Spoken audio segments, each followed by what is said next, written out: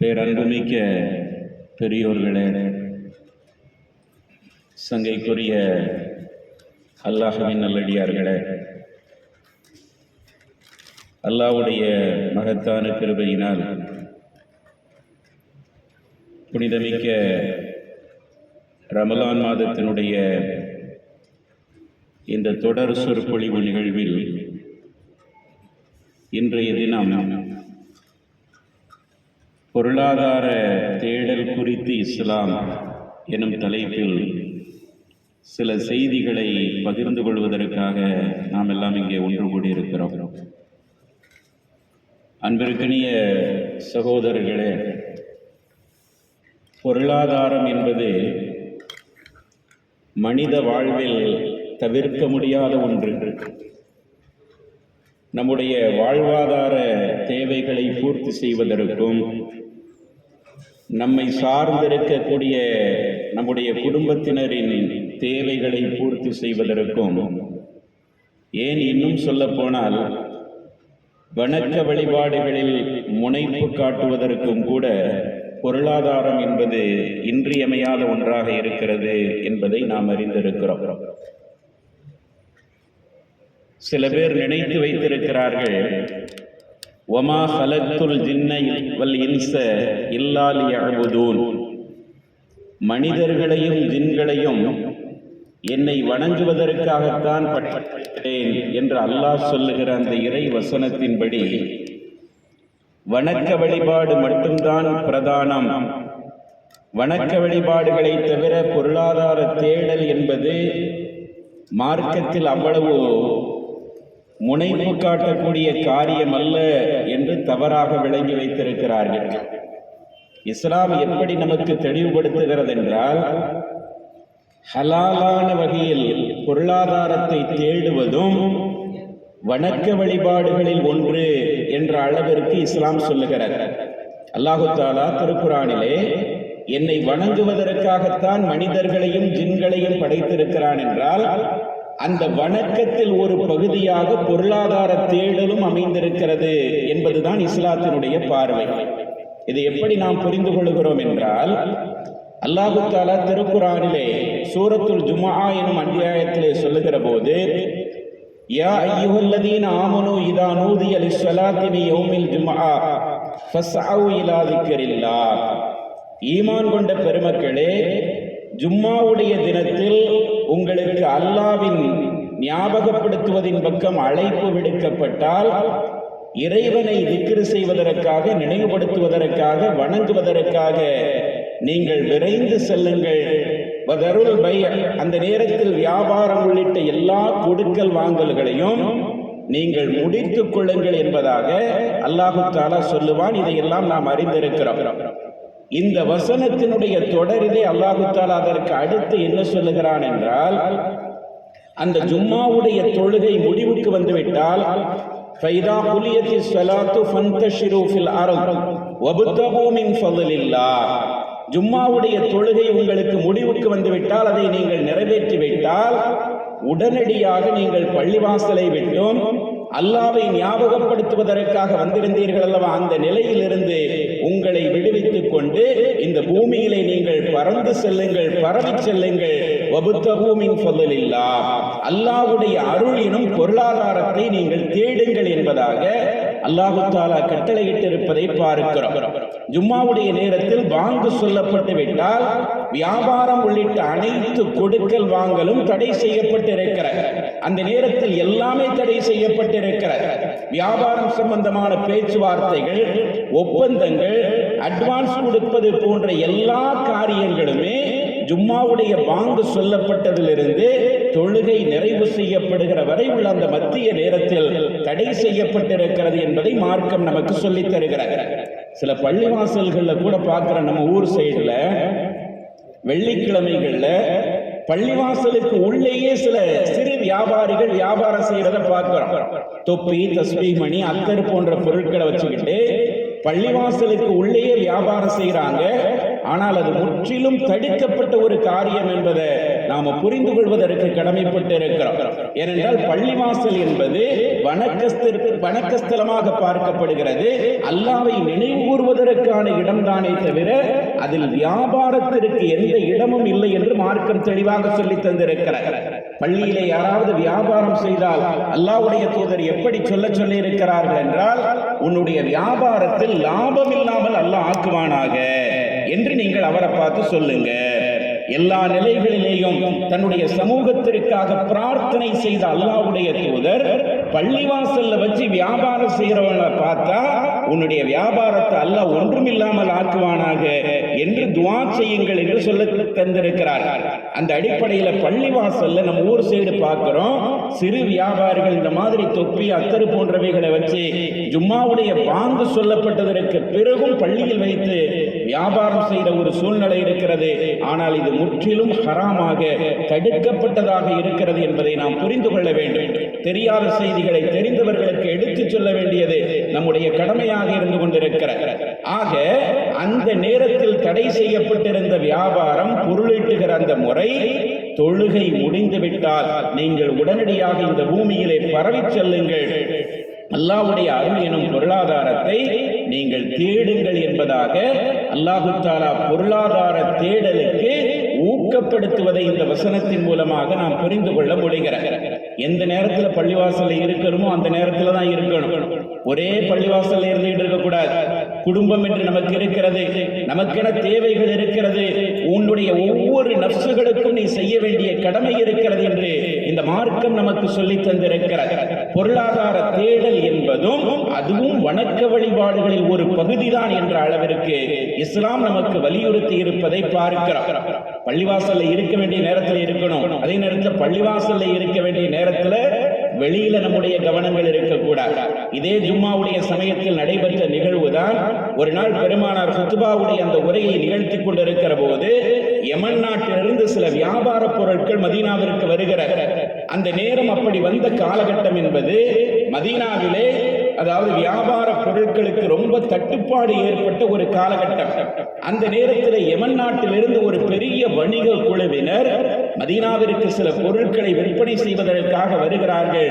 அன்றைய வழக்கப்படி தஃப் அடித்து அவர்களுடைய வருகை பிரகடனப்படுத்தப்படுகிறது.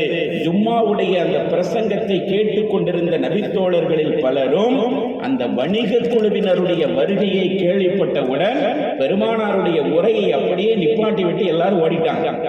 எல்லா சஹாபாக்களும் புகாரில வருது. அந்த நேரத்தில் ஒரு 12 சஹாபிகளை தவிர மற்ற எல்லா சஹாபிகளும் அந்த வணிக கூட்டம் என்ன பொருளை கொண்டு வந்திருக்குங்கிற ஆர்வத்தில் அவங்க ரசூலுல்லாஹ்வுடைய உரையை அப்படியே விட்டு விட்டு ஓடிட்டாங்க. பொதுவா மனிதர்களுடைய எண்ணம் அப்படி, நிலைமை அப்படித்தானே இருக்கிறது. இஃப்தாருடைய நேரத்தில் இங்க பார்க்கிறோம், 3வது மாடியை நோக்கி அப்படியே படையெடுத்து ஓடுறாங்க. எதுவும் கிடைக்காம போயிருமோ, பிரியாணி கிடைக்காம போயிருமோ, தட்டுப்பாடு ஆயிருமோ அப்படிங்கிற எண்ணத்தில் இஃப்தாருடைய நேரத்தில் ஏதோ மஹ்ஷர் மைதானத்தில் ஓடின மாதிரி ஒரு காட்சியை இங்க நாம பார்க்க முடியுது. இப்போவே இப்படி இருந்தா மஹ்ஷருடைய அந்த மைதானம் எப்படி இருக்கும்? பெருமானார் சொல்லுவார்கள் அல்லவா, அன்றைய சூழலில் சுயநலம் மட்டும்தான் இருக்கும். தந்தை மகனை பார்க்க மாட்டா, மகன் தந்தையை பார்க்க மாட்டா, புருஷனை பொண்டாட்டி கவனிக்க மாட்டா. யானப்சி யானப்சி யானப்சி, என்ன காப்பாத்தினா போதுங்கிற நிலைமைக்கு எல்லாருடைய நிலைமையும் இருக்குன்னு சொல்றாங்களே. அப்ப இப்பவே இப்படி இருந்ததுனா மஹ்ஷருடைய அந்த நிலை எப்படி இருக்கும்னு சொல்லி மகரிபுடைய நேரத்தில் இங்க சர்வசாதாரணமா பார்க்க முடியுது. துஆ அங்கீகரிக்கப்படுற நேரம், இஃப்தாருடைய நேரம் என்பது மிக புனிதமான நேரமாக சொல்லி தரப்பட்டிருக்கிறது. நோன்பாளிக்கு 2 மகிழ்ச்சி என்று பெருமானார் சொன்னார்கள். ஒன்று, அந்த இஃப்தாருடைய நேரத்தில் ஏற்படுகிற மகிழ்ச்சி. அல்லாஹ்வுக்காக பசித்திருந்து தாகித்திருந்து உணர்வுகளை கட்டுப்படுத்தி இருந்து கடைசி நேரத்திலே நோன்பு திறக்கிறோம் அல்லவா, இந்த நேரத்தில் கிடைக்கின்ற மகிழ்ச்சி ஒன்று. 2வதாக, நாளை மறுமையிலே அல்லாஹ் கொடுக்கிற அந்த சன்மானத்தை பார்க்கிற போது ஏற்படுகிற மகிழ்ச்சி. இந்த மகிழ்ச்சிக்குரிய நேரமாக இருக்கிற இஃப்தாருடைய நேரத்தில் துஆ செய்யணும், பாவ மன்னிப்பு கேட்கணும், அதை பயனுள்ளதாக கழிக்க வேண்டும் என்பதை நான் புரிஞ்சுக்கிறேன். ஏன் சொல்றோம்னா, அந்த வியாபார பொருட்களுடைய வருகையை பார்த்த உடனே சஹாபாக்களுடைய உள்ளம் கொஞ்சம் அங்கே திசை திரும்பி விடுகிறது. பெருமானாருடைய உரையை அப்படி விட்டுட்டு அவங்க ஓடிட்டாங்க, எல்லாரும் ஓடிட்டாங்க. 12 பேர் தான் இருந்தாங்க. அதுக்கு பிறகு எல்லா வேலையும் முடிச்சுட்டு மறுபடியும் வாராங்க. இப்ப அல்லாஹு தஆலா அதை கண்டிக்கும் முகமாக அந்த சூரத்துல் ஜும்மாவிலே உள்ள வேறு சில வசனங்களை இறக்கி இந்த வசனத்தோடு தொடரிலேயே அல்லாஹு தஆலா சொல்லுகிறான், வைதா ராவு திஜாரத்தன் உலகுவனின் சொல்லு இலைஹா வ தரக்கூக்க காயிமா. வியாபாரமோ இன்ன பிற செயல்களை அவர்கள் பார்த்தவுடன் உம்மை அப்படியே விட்டுவிட்டு நின்ற நிலையில் உம்மை விட்டுவிட்டு அவர்கள் அங்கே போய்விட்டார்கள். ஆனால் அது உகந்த காரியம் அல்ல, மூமீன்களுக்கு உகந்த காரியம் அல்ல. இனிமேல் நீங்கள் அப்படி நடக்காதீர்கள் என்ற கருத்துப்பட அல்லாஹ் தஆலா சொல்லி இருப்பதை பார்க்கிறோம். ஆக பள்ளிவாசல்ல இருக்க வேண்டிய நேரத்தில் பள்ளிவாசல்ல இருக்கணும்.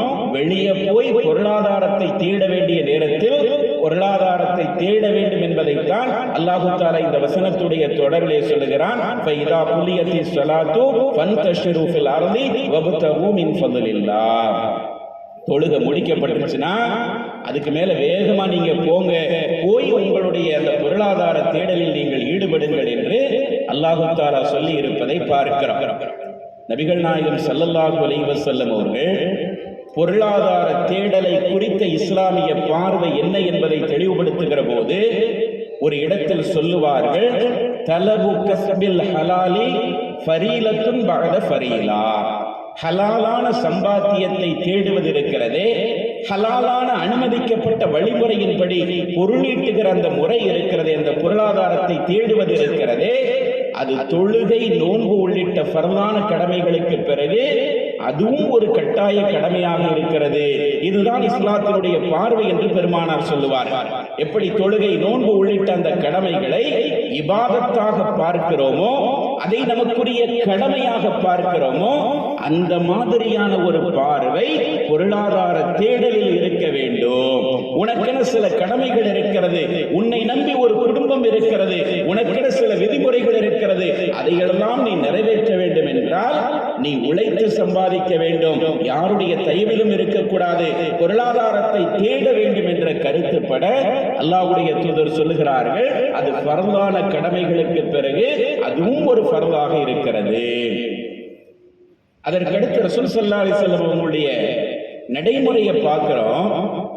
பொருளாதாரத்தை அதிகப்படுத்த சொல்லி அல்லாஹ்விடத்தில் அவர்கள் பெருவாரியான நேரங்களில் துஆ செய்திருக்கிறார்கள். பல நபித்தோழர்களுக்கு, யா அல்லாஹ், இவருடைய பொருளாதாரத்தில் நீ வளத்தை ஏற்படுத்து, இவருடைய உழைப்புல நீ பரக்கத்தை ஏற்படுத்து, இவருடைய வருமானத்தில் நீ பரக்கத்தை ஏற்படுத்து என்று பல நேரங்களில் நபிகள் நாயகம் ஸல்லல்லாஹு அலைஹி வஸல்லம் அவர்கள் சஹாபாக்களுக்காக வேண்டி துஆ செய்திருக்கிறார்கள் என்பதை பார்க்கிறோம். சஹீஹ் முஸ்லிம், புகாரி உள்ளிட்ட நூல்களில் இடம்பெற்றிருக்கக்கூடிய செய்தி, ஒரு நாள் பகல் நேரத்திலே நபி ஸல்லல்லாஹு அலைஹி வஸல்லம் அவங்க அனஸ் ரலியல்லாஹு அன்ஹு அவர்களுடைய வீட்டுக்கு வராங்க. அனஸ் ரலியல்லாஹு அன்ஹு யாரு? அன்னை உம்மு சுலைம் ரலியல்லாஹு அன்ஹா அவர்களுடைய மகனார். பெருமானார் மதீனாவிற்கு வந்தவுடன் ஒவ்வொருவரும் ஒவ்வொரு விதமான அன்பளிப்புகளை கொண்டு வந்து பெருமானாருக்கு கௌரவப்படுத்தும் முகமாக கொடுத்தார்கள். அந்த நேரத்தில் அன்னை உம்மு சுலைம் ரலியல்லாஹு அன்ஹா அவர்கள் தன்னுடைய மகன் 8 வயது பூர்த்தியான அனஸ் ரலியல்லாஹு அன்ஹு அவர்களை பெருமானாரிடத்திலே அழைத்து வந்து சொன்னார்கள், அல்லாஹ்வுடைய தூதரே, ஒவ்வொருவரும் ஒவ்வொன்றை அன்பளிப்பாக தருகிறார்கள், இதோ நான் என்னுடைய மகனை உங்களுக்கு அன்பளிப்பாக தருகிறேன். 8 வயசு சின்ன பையனாயிருந்த அனஸ் ரலியல்லாஹு அன்ஹு அவங்களை அழைச்சிட்டு வந்து சொன்னாங்க, என்கிட்ட அன்பளிப்பு கொடுக்கிறதுக்கு ஒண்ணுமே இல்லை, அனஸை நான் உங்களுக்கு அன்பளிப்பாக தருகிறேன், இவன் புத்தி கூர்மையுள்ள சிறுவனாக இருக்கிறார், அவனை உங்களுடைய சேவகத்திற்கு நீங்கள் பயன்படுத்திக் கொள்ளுங்கள் என்று அல்லாஹ்வுடைய தூதரிடத்தில் 8 வயதில் ஒப்படைக்கப்பட்டவர்கள். அதற்கு பிறகு தொடர்ந்து 10 ஆண்டு காலம் நபிகள் நாயகம் ஸல்லல்லாஹு அலைஹி வஸல்லம் அவர்களுடைய பணிவிடையிலேயே தன்னுடைய வாழ்க்கையை அர்ப்பணித்தவர்கள் அனஸ் ரலியல்லாஹு அன்ஹு அவர்கள்.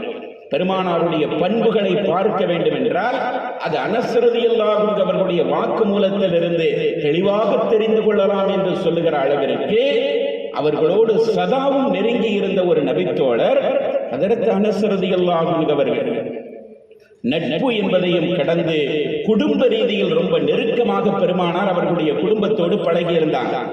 அந்த அடிப்படையில் ஒரு நாள் என்ன செய்யறாங்க, அனஸ் ரலியல்லாஹு அன்ஹுவுடைய வீட்டுக்கு பெருமானார் வாரார்.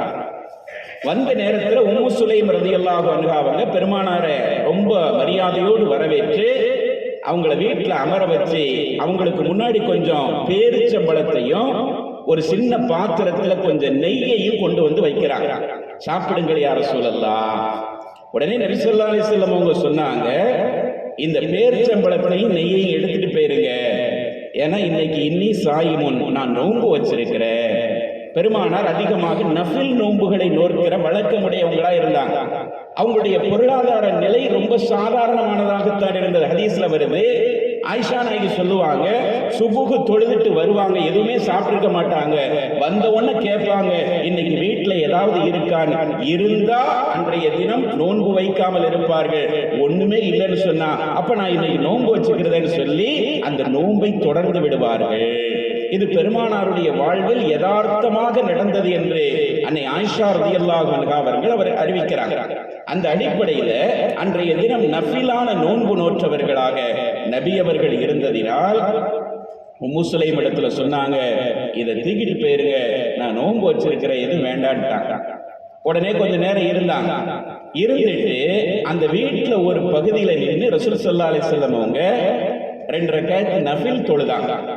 அது ஃபர்லான தொழுகை இல்ல, நஃபிலான தொழுகையை தொழுதாங்க. அந்த வீட்டுல நின்று தொழுதுட்டு தொழுத இடத்தில் அமர்ந்த நபி அவர்கள் உம்மு சுலைம் ரலியல்லாஹு அன்ஹா அவர்களுக்காகவும் அவர்களுடைய குடும்பத்தினருக்காகவும் நிறைய துஆ செஞ்சாங்க. அந்த அம்மா சொல்றாங்க, ரசூலுல்லாஹ் எங்களுடைய வீட்டுல உட்கார்ந்து ரொம்ப நேரம் துஆ செஞ்சாங்க, எங்களுக்காண்டி, எங்களுடைய குடும்பத்தினுடைய பரக்கத்துக்காண்டி ரசூலுல்லாஹ் துஆ செஞ்சுக்கிட்டே இருந்தாங்க. எவ்வளவு பெரிய அற்புதமான ஒரு வாய்ப்போ! பெருமானாருடைய திருமுகத்தை பார்ப்பதையே பெரும் பாக்கியமாக கொண்டிருந்த அன்றைய சமூகத்தில் அவர்களுடைய ஒரு சின்ன பிரார்த்தனை தனக்கு கிடைக்காதா என்பதற்காக தவம் இருந்த அந்த சஹாபாக்களுடைய காலத்துல வலிய வந்து ரசூல் ஸல்லல்லாஹு அலைஹி வஸல்லம் அவங்க உம்மு சுலைமுடைய வீட்டுக்கு வராங்க, வந்து அவங்களா துஆ செய்யறாங்க. எவ்வளவு பெரிய பாக்கியம் அது! இவங்க எதுவுமே சொல்லல, அந்த இடத்துல நின்று தொழுதாங்க. தொழுது முடிச்சுட்டு நிறைய துஆ செஞ்சாங்க, பரக்கத்துக்காண்டி துஆ செஞ்சாங்க. செஞ்சு முடிச்ச உடனே உம்மு சுலைம் ரலியல்லாஹு அன்ஹா சொன்னாங்க, அல்லாஹ்வுடைய தூதரே, இன்னலி ஹுவைஸத்துன், எனக்கு ஒரு பிரத்யோகமான வேண்டுதல் உங்களிடத்தில் இருக்கிறது அப்படின்னு சொன்னாங்க. என்ன வேண்டுதல் அப்படின்னு கேட்டாங்க. சொன்னாங்க, உஹாதிமுக்கு அனஸ், உங்களுடைய பணியாளராக இருக்கக்கூடிய என்னுடைய மகன் அனஸுக்காக நீங்கள் பிரத்யோகமாக அதிகமா துஆ செய்யுங்கன்னு சொன்னாங்க.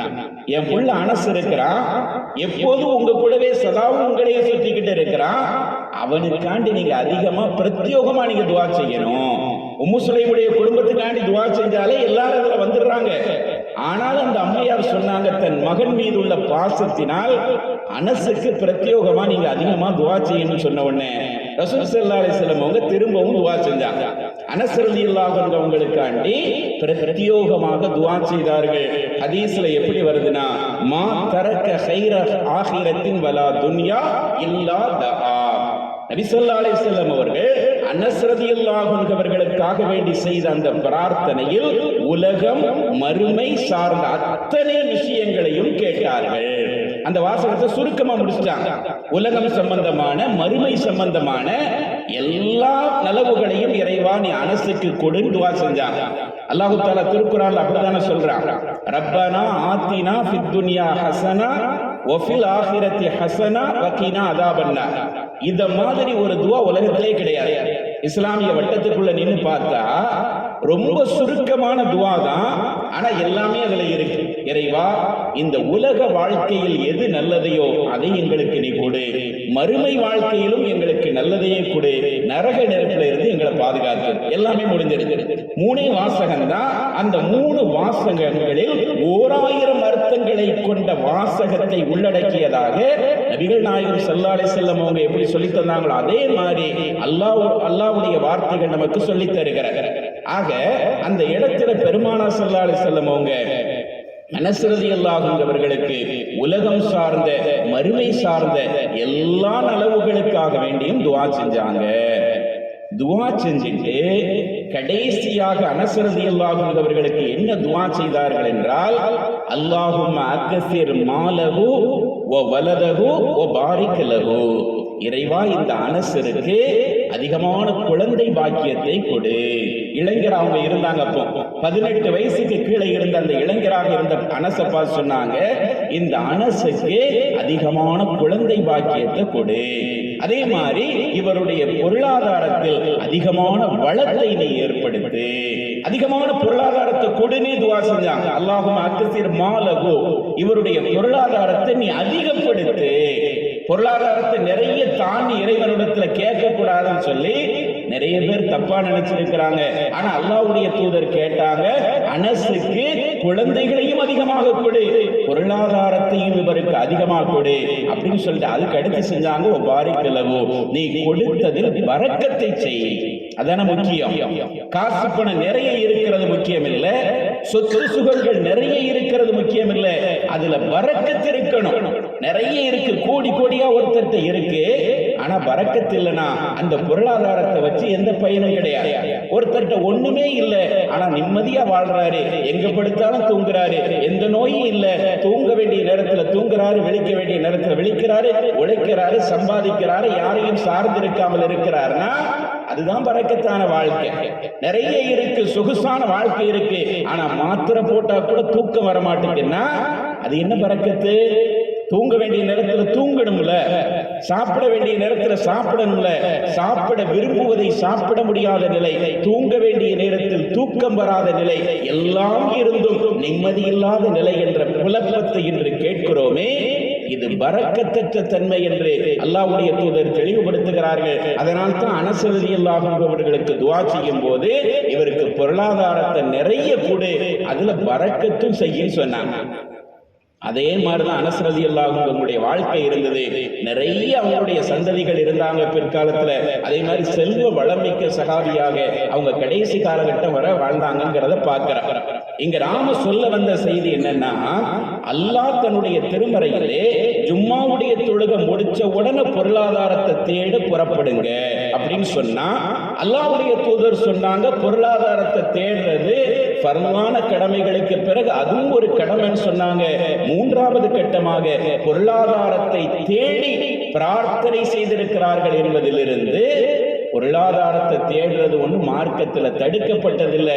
இவன் என்னடா எப்ப பார்த்தாலும் சம்பாத்தியன்ட்டு அலைகிறான்னு சொல்லி அந்த மாதிரி விமர்சனம் செய்ய வேண்டிய அளவிற்கு அது ஒன்றும் விரும்பத்தகாத செயல் அல்ல என்பதை இதன் மூலமாக நாம் புரிந்து கொள்ள முடிகிறது. அதற்கு ரசூலுல்லாஹி ஸல்லல்லாஹு அலைஹி வஸல்லம் அவங்க பொருளாதாரத்தை வளத்தை கேட்டு துஆ செஞ்சிருக்கிறாங்க. அதே மாதிரி பொருளாதாரத்தை தேட வேண்டும் என்ற சிந்தனை தன்னுடைய சகோதரர்களிடத்திலே, தன்னுடைய தோழர்களிடத்திலே இருக்க வேண்டும் என அவ்வப்போது ஊக்கப்படுத்தி இருக்கிறதை நம்ம ஹதீஸ்ல பார்க்கிறோம். இதுவும் புகார்ல வந்திருக்கக்கூடிய ஒரு செய்தி தான்.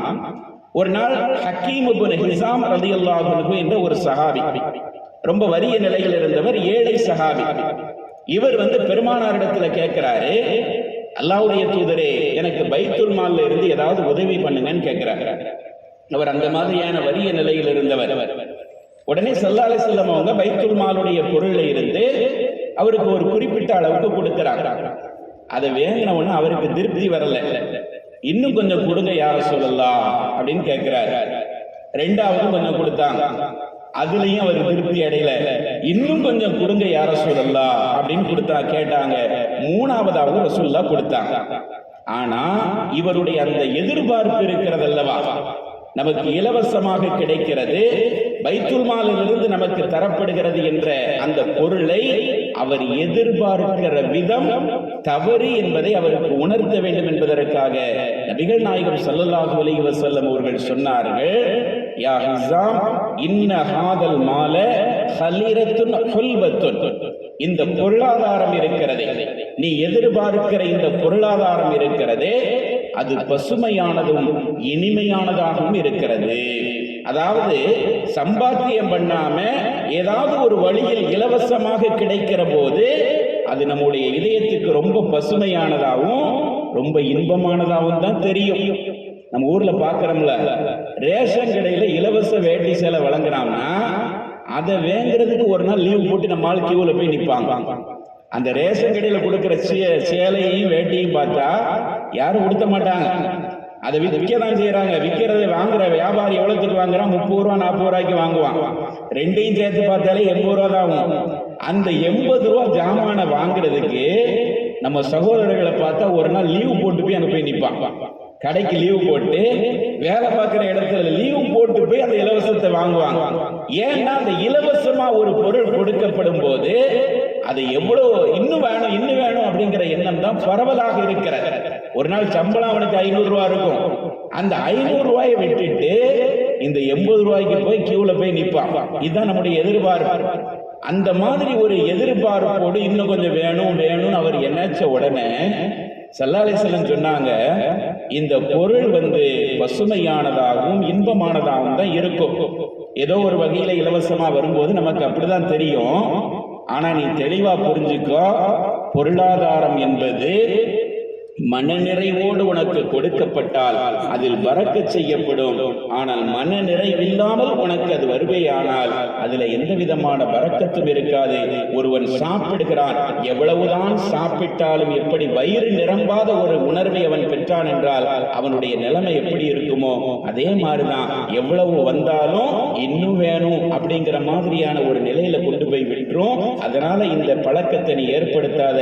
வல் எதில் உல்யா கைரும் மின் எதில் சுஃபலா, மேலே இருக்கக்கூடிய கை கீழே இருக்கக்கூடிய கையை விட சிறந்தது என்பதை நீ புரிந்து கொள்ட்டாங்க. அதாவது கொடுக்கிற கை தான் சிறந்தது, வாங்குற கை எப்போதுமே சிறந்ததில்லை. ஏதோ நமக்கு வருகிறது, தானாக நம்மை தேடி வருகிறது, அது வேறு விஷயம். ஆனால் நம்மாக சென்று எதையும் தேடி ஒருவரிடம் உதவி பெறுகிறோம் என்று சொன்னால் கொடுக்கிற கை தான் சிறந்ததே தவிர வாங்குற கை சிறந்ததில்லை. எனவே எப்போதும் வாங்குகிற கரமாக இருக்க வேண்டும் என்று நீ விரும்பாத, கொடுக்கிற கரமாக இருக்கணும் நீ விரும்புகிற கருத்துப்பட அவருக்கு உபதேசம் செய்தவுடன் ஹக்கீம் இப்னு ஹிஸாம் ரலியல்லாஹு அன்ஹு அவர்கள் சொன்னார்கள், வல்லாஹி யா ரசூலல்லாஹ், அல்லாஹ்வின் மீது சத்தியமாக சொல்லுகிறேன், லா அர்ஸஉ பஅதக ஷையா அஹதன் பஅதக ஷையா, அல்லாஹ்வுடைய தூதரே, இதற்கு பிறகு யாரிடத்திலும் நான் எந்த உதவியையும் எதிர்பார்க்க மாட்டேன். சஹாபாக்கள் அப்படித்தானே வாழ்ந்தாங்க. அவங்களுக்கு ஒரு உண்மை உணர்த்தப்பட்டால் அதை அப்படியே ஏற்றுக்கிடுவாங்க. இது அப்படியா இப்படியான்னு அவங்க விளக்கம் பேச மாட்டாங்க. இந்த ஒரு வார்த்தை தான் சொன்னாங்க, மேலே இருக்கிற கை கீழே இருக்கிற கையை விட சிறந்ததுன்னு சொன்னாங்க. அந்த ஒரு வார்த்தை அவருடைய இதயத்தை சுட்டது. அவர் சொன்னார், அல்லாஹ்வின் மீது சத்தியமாக இதுக்கு பிறகு வேற யார்கிட்ட நான் எதையும் எதிர்பார்க்க மாட்டேன்னு சொன்னாரு. கடைசி காலகட்டம் வரை சுயமரியாதையோடு வாழுபவராக ஹதரத் ஹக்கீம் இப்னு ஹிஸாம் ரலியல்லாஹு அன்ஹு அவர்கள் இருந்தார்கள் என்பதை பார்க்கிறோம். அந்த ஹதீஸினுடைய கடைசியிலேயே வருகிறது, ரசூலுல்லாஹ்வுடைய வஃபாத்திற்கு பிறகு அபூபக்கர் ரலியல்லாஹு அன்ஹு அவர்கள் பொறுப்பேற்றவுடன் அரசாங்கத்தினுடைய பொது நிதியிலிருந்து சில மக்களுக்கு உதவிகள் செய்யப்படுகிற போது ஹக்கீம் இப்னு ஹிஸாம் ரலியல்லாஹு அன்ஹு அவர்கள் எனக்கு அந்த உதவி வேண்டாம் என்று சொன்னார்கள். உமர் ரலியல்லாஹு அன்ஹு அவர்களுடைய காலத்திலும் அந்த உதவி செய்கின்ற போது இவர் எனக்கு வேண்டாம் என்று சொன்னார். உடனே உமர் ரலியல்லாஹு அன்ஹு அவர்கள் சொல்கிறார்கள், மக்களே நீங்கள் சாட்சியாக இருந்து கொள்ளுங்கள், நான் இவருக்கு கொடுக்காமல் இல்லை, அவர்தான் வேண்டாம் என்று இதை வெறுத்திருக்கிறார், இதற்கு நீங்கள் சாட்சியாக இருங்கள் என்று உமர் ரலியல்லாஹு அன்ஹு அவர்கள் சொல்லுகிற அளவிற்கு வாழ்நாளுடைய கடைசி காலகட்டம் வரை சுயமரியாதையோடு வாழுபவராக ஹதரத் ஹக்கீம் இப்னு ஹிஸாம் ரலியல்லாஹு அன்ஹு அவர்கள் திகழ்ந்தார்கள். இப்படி எத்தனையோ சஹாபிகளை நபிகள் நாயகம் ஸல்லல்லாஹு அலைஹி வஸல்லம் அவர்கள் உழைப்பதற்கும் பொருளீட்டுவதற்கும் ஊக்கப்படுத்தினார். அடுத்தவரை சார்ந்திருக்காதீர்கள், அடுத்தவர் தான் வாழ்க்கை என்று வாழ்ந்து கொண்டிருக்காதீர்கள், உங்களுக்கென ஒரு வாழ்க்கையை நீங்கள் தீர்மானியுங்கள், கொடுக்கின்ற கரமாக இருங்கள், வாங்குகின்ற கரமாக இருக்காதீர்கள் என்று சஹாபாக்களில் பலரையும் இது மாதிரி ஊக்கப்படுத்தி இருப்பதிலிருந்து பொருளாதார தேடல் என்பது நபிகள் நாயகம் ஸல்லல்லாஹு அலைஹி வஸல்லம் அவர்களால் பல்வேறு கட்டங்களில் நபித்தோழர்களுக்கு ஊக்கப்படுத்தப்பட்டிருக்கிறது என்பதை நாம் பார்க்கிறோம். ஏன் பொருளாதாரத்தை தேடணும்? பொருளாதாரத்தை தேடச் சொல்லி மார்க்கம் ஏன் ஊக்கப்படுத்துகிறது என்றால் ரெண்டு விஷயங்களை அதை கவனித்துக் கொள்ள வேண்டும். ஒன்று, நம்முடைய வாழ்க்கையை நாம் கவனித்துக் கொள்கிற சுயமரியாதை உள்ளவர்களாக நாம் உருவெடுப்பதற்கு அது காரணமாக இருக்கிறது. நாம உழைச்சி சம்பாதிச்சு கஷ்டப்பட்டு பொருள் ஈட்டுகிற போது யாரையும் சார்ந்திருக்காமல் தன்னிறைவோடு வாழுகிற ஒரு வாழ்க்கை முறைக்கு நம்மை நாம் ஈடுபடுத்திக் கொள்கிறோம். அதைத்தான் அல்லாஹ்வுடைய தூதர் சொல்லுவார்கள், ஒரு மனிதன், ஒரு முஸ்லிமான மனிதன் தன்னுடைய பிள்ளைகளுக்காக சம்பாதிக்கிறான் என்று சொன்னால் ஃபஹுவ ஃபீ ஸபீலில்லாஹ், அவன் அல்லாஹ்வுடைய பாதையிலே இருக்கிறான். அல்லாஹ்வுடைய பாதையில என்னன்னு பல கோணங்களில் விளக்கிய பெருமானார் இந்த இடத்துல என்ன சொல்றாங்க, ஒருத்தர் தன்னுடைய பிள்ளைகளை நல்ல நிலைக்கு கொண்டு வரணும், அவங்க நம்முடைய பொறுப்புல இருக்கிறாங்க, அவங்கள காப்பாற்றணுங்கிற எண்ணத்துல பொருளீட்ட ஒருவன் புறப்பட்டான் என்றால் அவன் அல்லாஹ்வுடைய பாதையில் இருக்கிறான்.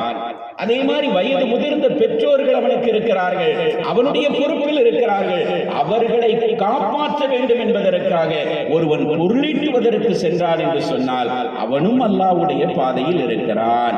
ஒருவன் தன்னை சுயமரியாதையோடு வாழ வைக்க வேண்டும் என்பதற்காக யாரிடத்திலையும் எதுக்கும் போய் கையேந்துகிற நிலை தனக்கு வரக்கூடாதுங்கிறதுக்காண்டி ஒருவன் சம்பாதிக்க புறப்பட்டால் அவனும் அல்லாஹ்வுடைய பாதையில் இருக்கிறான் என்று 3 நபர்களை சொல்லிவிட்டு 4வதாக பெருமானார் சொன்னார்கள், ஒருவன் பொருளாதாரத்தை தேடுவதில் ஈடுபட்டு இருக்கிறான், ஆனால் அவனுடைய எண்ணம் எப்படி இருக்கிறது என்றால் மற்றவர்களை விட தன்னை பெரிதாக காட்டிக்கொள்ள வேண்டும். நான் தான் பெரிய ஆளு, என்கிட்ட தான் நிறைய சொத்து சுகங்கள் இருக்கிறது, நான் தான் பெரிய பொருளாதாரத்தில் உயர்ந்த நிலையில் இருக்கேங்கிற மற்றவர்களிடத்திலே பெருமை பாராட்டுவதற்காக, தன்னை பெருசாக காட்டிக் கொள்வதற்காக எவன் பொருளாதாரத்தை தேட முனைகிறானோ ஃபஹுவ ஃபீ ஸபீலி ஷைத்தான், அவன் ஷைத்தானுடைய பாதையிலே இருக்கிறான். பொருளாதார தேடல் என்பது நல்ல எண்ணத்தில் இருந்தால் அதுவும் அல்லாஹ்வுடைய பாதைதான் என்று அடையாளப்படுத்திய பெருமானார், பொருளாதார தேடல் என்பது தற்பெருமைக்காகவும் அடுத்தவர்களுக்கு மத்தியில் தன்னை பெருசா காட்டுறதுக்காண்டியும் ஆணவத்தோடும் அகம்பாவத்தோடும் நடப்பதற்காக அந்த தேடல் அமையுமேயானால் அது ஷைத்தானுடைய வழி என்று நபிகள் நாயகம் ஸல்லல்லாஹு அலைஹி வஸல்லம் அவர்கள் சுட்டிக்காட்டி இருப்பதை பார்க்கிறோம்.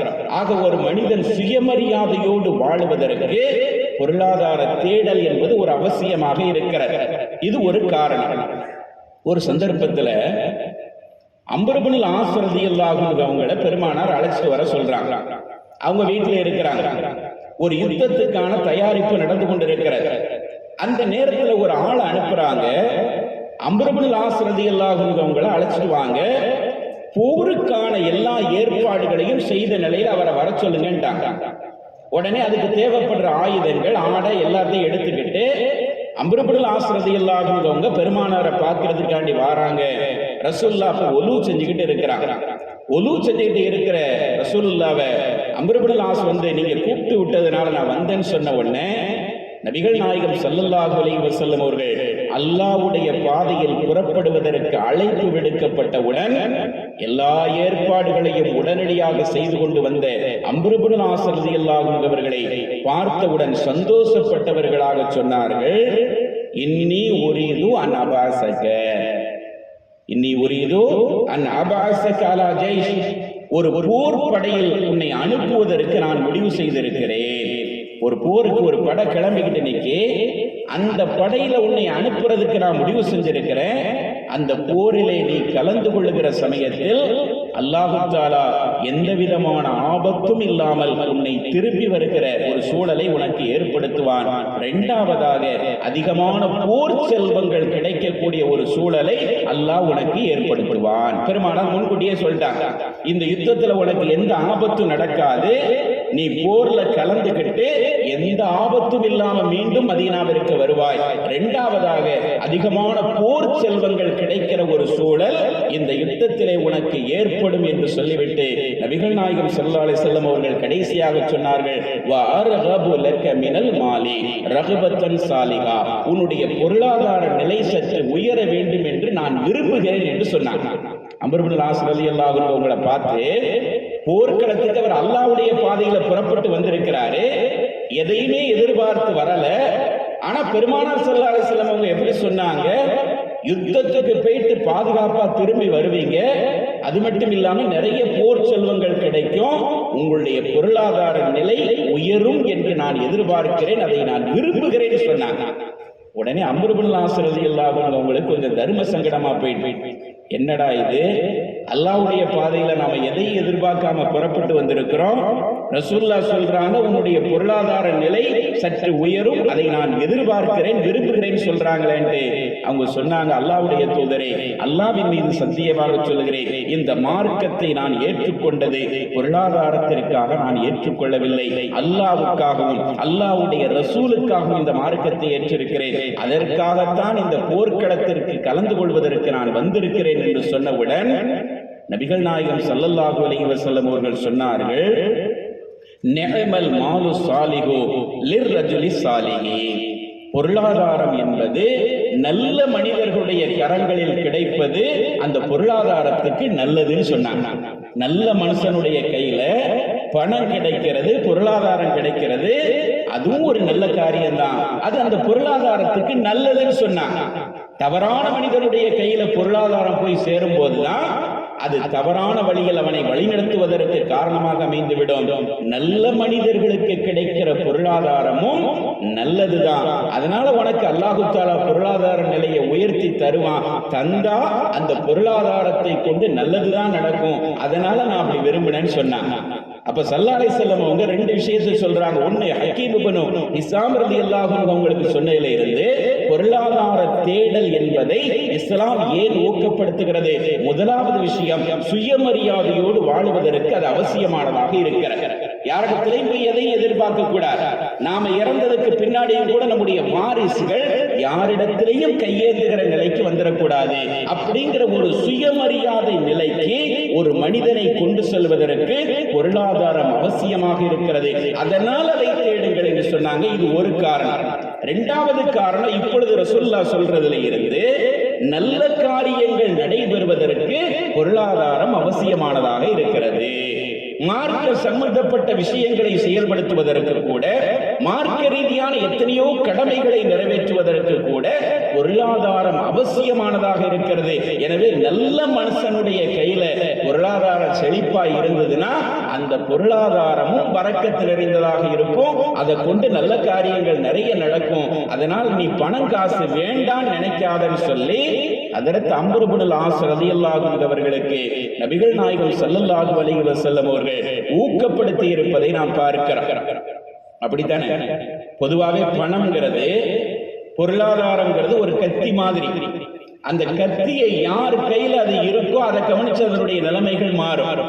ஒரு கொலைகாரனுடைய கையில இருக்கும் போது அது கொலை செய்யறதுக்கு பயன்படுது.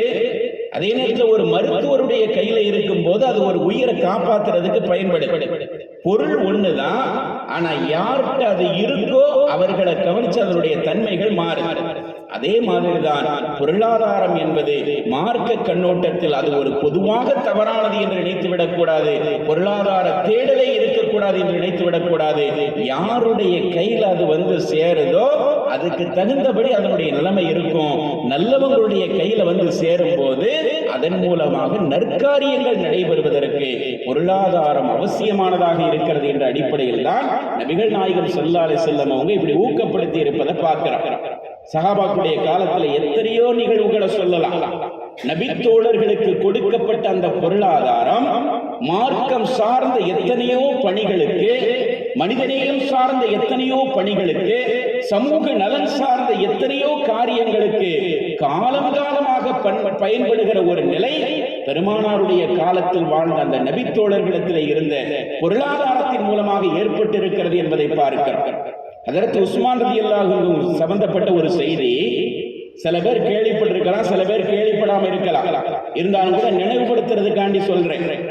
இப்பொழுது வரை அந்த நன்மை தொடர்ந்து கொண்டிருக்கிறது என்பதை உணர்த்துவதற்காக சொல்றேன். அதாவது ரசூலுல்லாஹ்வுடைய காலத்துல அவங்க மதீனாவுக்கு வந்த புதுசுல கடுமையான தண்ணீர் தட்டுப்பாடு ஏற்படுது. எல்லாருக்கும் தெரியும். தண்ணீர் தட்டுப்பாடு ஒரு கட்டத்தில் ஏற்படும் போது யூதர்கள் அதை தங்களுக்கு சாதகமா பயன்படுத்திக்கிட்டு அவங்கள்ட்ட இருக்கக்கூடிய அந்த கிணற்று நீரை அதிகமான தொகைக்கு விற்க ஆரம்பித்து விட்டார்கள். கொள்ள ரேட்டுக்கு வச்சு இதுதான் நமக்கு தட்டுப்பாடை பயன்படுத்தணுங்கிறத பயன்படுத்தி அவங்க அதிகமான ரேட்டுக்கு அதை விற்க ஆரம்பிச்சிட்டாங்க. அதுல மதீனாவுல இருந்த ஒரு கிணறு, ரூமா என்று அழைக்கப்படக்கூடிய ஒரு கிணறு, இது ஒரு யூதருக்கு சொந்தமானதா இருந்தது. அந்த யூதர் தண்ணீர் தட்டுப்பாட்டை பயன்படுத்தி கொண்டு அதிகமான விலைக்கு அந்த தண்ணீரை விற்க ஆரம்பிச்சிட்டார். இது மக்களுக்கு ரொம்ப சிரமமா இருந்தது. ஒரு நாள் மஸ்ஜித் நபவியில பேசிக் கொண்டிருந்த நபி அவர்கள், யார் ரூமா என்ற அந்த கிணறை விலைக்கு வாங்கி பொதுமக்களுடைய பயன்பாட்டிற்கு வக்ஃபு செய்கிறாரோ ஃபலகுல் ஜன்னா, அவருக்கு சொர்க்கம் இருக்கிறது அப்படின்னு சொல்லி ஒரு அறிவிப்பு செஞ்சாங்க. இந்த அறிவிப்புனா ஏதோ சாதாரண அறிவிப்பு இல்லை, ஏதோ தேர்தல் நேரத்தில் வாக்குறுதி ஓட்டு போடணுங்கிறதுக்காண்டி அரசியல்வாதிகள் செய்யறாங்க அந்த மாதிரி வாக்குறுதி இல்லை. மக்களே அதை செய்யுங்க இதை செய்யுங்க, ஓட்டு போட்டீங்கன்னா அப்படி பாலாரும் தேனாரும் ஓடும் அப்படின்லாம் சொல்றாங்க, அந்த மாதிரியான வாக்குறுதி இல்லை. நபிகள் நாயகம் இந்த மாதிரியான வாக்குறுதி அளித்தார்கள் என்றால் அது சத்தியபூர்வமானது, அல்லாஹ்வுடைய உத்தரவின் அடிப்படையில் வெளிப்பட்ட வாக்குறுதி. அவங்களுடைய நாவிலிருந்து வெளிப்படுற எல்லா வார்த்தைகளுமே அது வஹியினுடைய வெளிப்பாடு என்று அல்லாஹ் சொல்றான். வமா யன்திகு அனில் ஹவா இன் ஹுவ இல்லா வஹியின் யூஹா, அவர் தன்னுடைய மனோ இச்சைப்படி பேசுவதில்லை, வஹியினுடைய வெளிப்பாட்டில் பேசுகிறார் என்று திருக்குர்ஆன் சொல்லுகிறார். ஆக இப்படி சொல்ற காரியங்கள் எல்லாம் ஏதோ மக்களை ஆர்வம் ஊட்டுறதுக்காண்டி, சும்மா அவங்களை செய்ய வைக்கணுங்கிறது, வேலை வாங்கணுங்கிறதுக்காண்டி நம்ம புழக்கத்துல சில வேலைகளை சொல்லுவோம்ல, அது இப்படி செய்யுங்க உங்களுக்கு அது நடக்கும் இது நடக்கும், அதெல்லாம் ஒரு மன திருப்திக்காண்டி சொல்றது. உளப்பூர்வமாக சொல்றதுன்னா அது வேற. ரசூல் ஸல்லல்லாஹு அலைஹி வஸல்லம் சொன்னாங்க, இந்த செயலை யார் செஞ்சாரோ அவருக்கு சொர்க்கம் இருக்கிறதுன்னு சொன்னாங்க. உடனே உஸ்மான் ரலியல்லாஹு அன்ஹு அவங்களுக்கு ஒரு ஆர்வம். ரசூலுல்லாஹ்வுடைய காலத்துல வாழ்ந்த தோழர்களிலேயே மிகப்பெரிய செல்வந்தராக வாழ்ந்த நபித்தோழர்களில் உஸ்மான் ரலியல்லாஹு அன்ஹு அவங்களும் ஒருத்தர். மிகப்பெரிய வணிகராக இருந்தாங்க. உஸ்மானுல் கனி என்று சொல்லுவாங்க, பணக்கார உஸ்மான் என்று சொல்லுகிற அளவுக்கு செல்வந்தராக அவர்கள் இருந்தார். நல்ல மனிதர்கிட்ட இருக்கக்கூடிய பொருளாதாரமும் நல்லதுதான் என்று பெருமானார் சொன்னதுக்கு ஒரு சின்ன உதாரணம். உடனே உஸ்மான் ரலியல்லாஹு அன்ஹு ஒரு முடிவெடுக்கிறாங்க, அந்த பணியை எப்படியாவது நாம செய்யணும். நேர அந்த யூதர்கிட்ட போறாங்க, பேசுறாங்க, இந்த கிணத்தை எனக்கு நீ விலைக்கு தந்துரு.